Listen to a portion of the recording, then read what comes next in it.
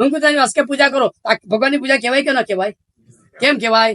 કારણ કે અંગૂઠો ભગવાન સાથે જોડાયેલો છે. સમગ્ર ભગવાનનો એક અંશ છે. દરેક સંઘે પણ આ સમજવાનું છે, તમે સ્વતંત્ર નથી. સમસ્ત જૈન સંઘો સાથે તમે જોડાયેલા સંઘના એક ભાગ છો.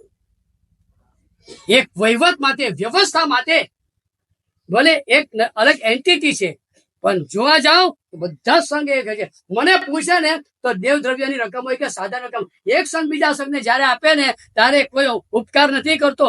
અરે પિતાજીના 2 દીકરા છે અને પિતાજીને ત્યાં જમા કરવાના છે, તો એમાં કોઈ રેકોર્ડ ન રખાય? બધા એક જ છે. ઉપકાર સાનો ભાઈ? આ સકલ સંઘ પ્રભુના શાસનના બધા સંઘ એક જ છે. આ તો જુદી જુદી દુકાનો ખોલી છે.